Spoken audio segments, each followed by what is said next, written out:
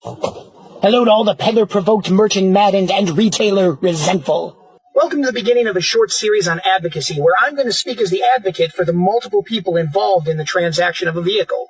In this installment, I'm advocating for the salesman. Why am I starting here? Well, as a salesman, this hits pretty close to home for me.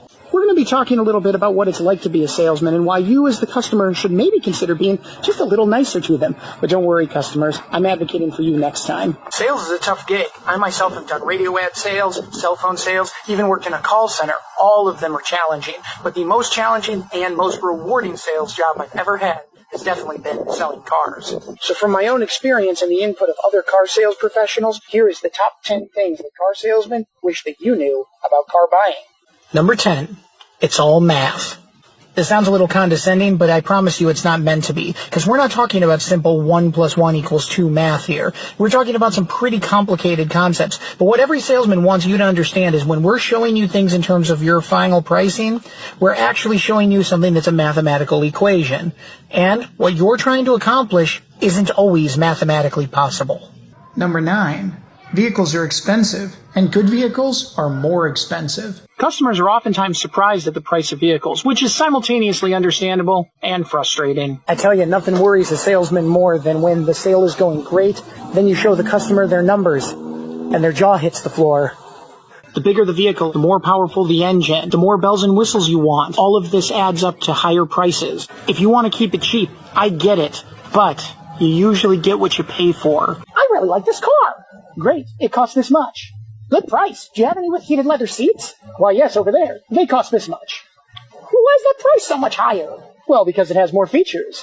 Well, this is outrageous. I'm out of here. Number 8, negative equity.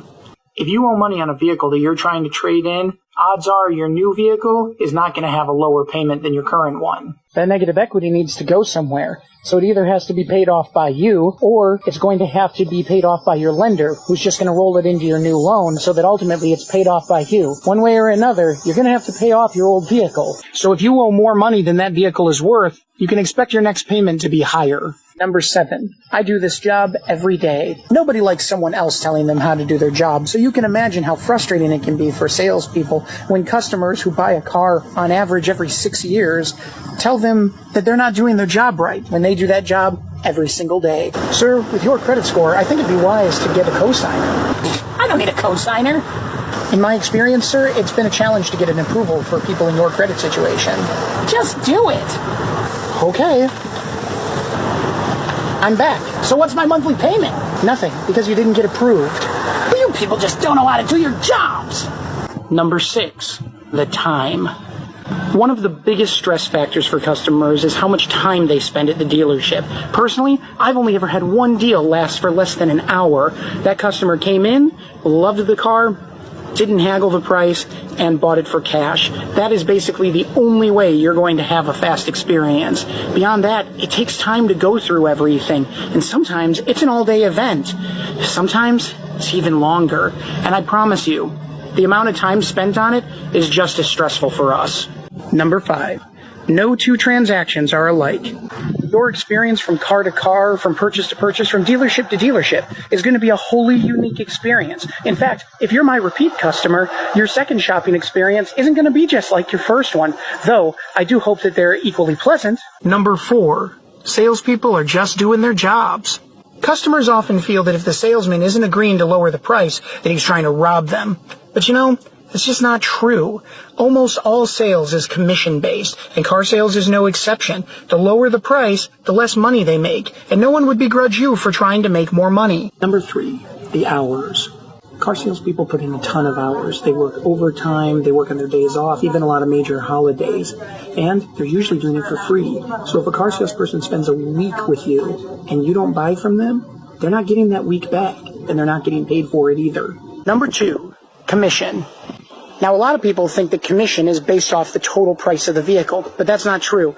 It's actually based off the gross of the vehicle. That is, how much the company made on that vehicle. So, If I have a car that costs the company $10,000 and I sell it to you for $10,100, that doesn't bring home a lot of bacon. The more you're able to talk your salesperson down, the less money he's spending on groceries that week. And while, of course, you're concerned about your own bills and your own children and all the things that are going through your head when you're trying to bring that price down, at the same time, your salesperson's worrying about those things too. I really like this truck. Great. It costs this much. That's too much.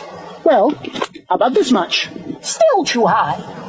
Okay, how about this much? And I'll throw in a free oil change. I'm not made of money. I've got a kid to feed. Well, I can certainly understand that. I have 4 children myself. Who cares what you have? Lower the price. Number 1, your happiness. We love happy customers. Happy customers refer you new business. Happy customers tell their friends and family. Happy customers give you good reviews. Happy customers enjoyed their experience with you. Frankly, your happiness is a high priority for a salesman. Sometimes you're going to have a bad car buying experience, but I want all my customers to feel comfortable coming to see me. Want them to feel that they were treated well. Want them to be comfortable telling their friends and family. I never want to turn away a deal. Tips for salesmen. Don't be discouraged when customers get under your skin. Accept it, expect it, own it. Do everything in your power to make it an enjoyable experience for them and for yourself. Tips for shoppers. Go back through this list again. These are the things that sales professionals have expressed they want you to know about. Keeping them in mind is going to make your whole experience a lot smoother. And hey, that's the whole point of the auto mediator anyway. Thanks for tuning in, everybody. Join me next time when I turn the cannon on to salespeople and count down the 10 things that customers wish that they knew before we enter into the transaction. In the meantime, I am Barry, the auto mediator. Thanks for tuning in, and happy buying.